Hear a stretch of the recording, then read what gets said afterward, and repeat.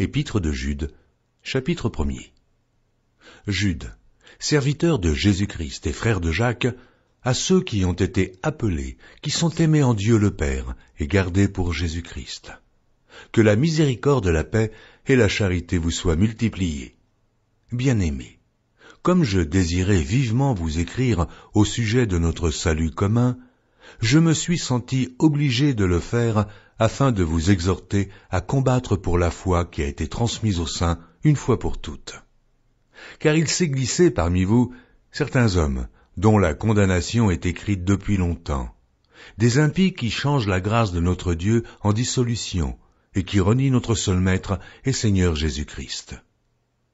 Je veux vous rappeler, à vous qui savez fort bien toutes ces choses, que le Seigneur, après avoir sauvé le peuple et l'avoir tiré du pays d'Égypte, fit ensuite périr les incrédules, qu'il a réservés pour le jugement du grand jour, enchaînés éternellement par les ténèbres.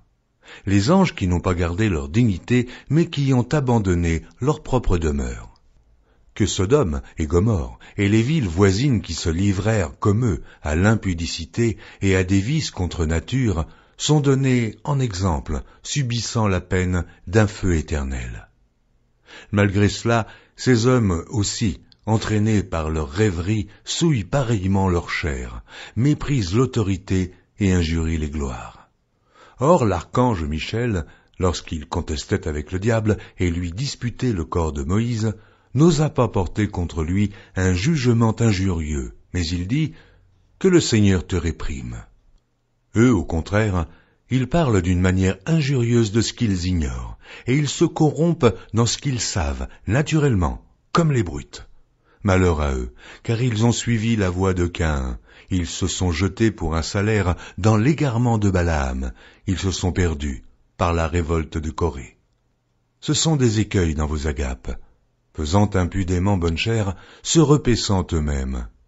Ce sont des nuées sans eau, poussées par les vents, des arbres d'automne sans fruits, 2 fois morts, déracinés, des vagues furieuses de la mer, rejetant l'écume de leur impureté, des astres errants auxquels l'obscurité des ténèbres est réservée pour l'éternité.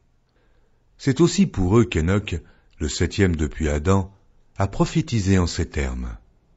Voici, le Seigneur est venu avec ses saintes myriades, pour exercer un jugement contre tous, et pour faire rendre compte à tous les impies parmi eux de tous les actes d'impiété qu'ils ont commis et de toutes les paroles injurieuses qu'ont proférées contre lui des pécheurs impies.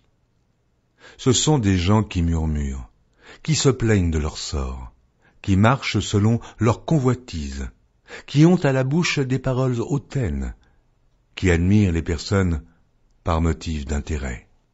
Mais vous, bien-aimés, souvenez-vous des choses annoncées d'avance par les apôtres de notre Seigneur Jésus-Christ.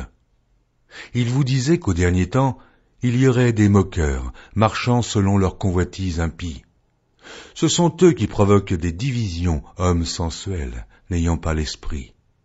Pour vous, bien-aimés, vous édifiant vous-même sur votre très sainte foi et priant par le Saint-Esprit, maintenez-vous dans l'amour de Dieu en attendant la miséricorde de notre Seigneur Jésus-Christ pour la vie éternelle. Reprenez les uns qui contestent, sauvez-en d'autres en les arrachant du feu, et pour d'autres encore, ayez une pitié mêlée de crainte, haïssant jusqu'à la tunique souillée par la chair. Or, à celui qui peut vous préserver de toute chute et vous faire paraître devant sa gloire irrépréhensible et dans l'allégresse, à Dieu seul, notre Sauveur, par Jésus-Christ notre Seigneur, soit gloire, majesté, force et puissance, dès avant tous les temps et maintenant, et dans tous les siècles. Amen.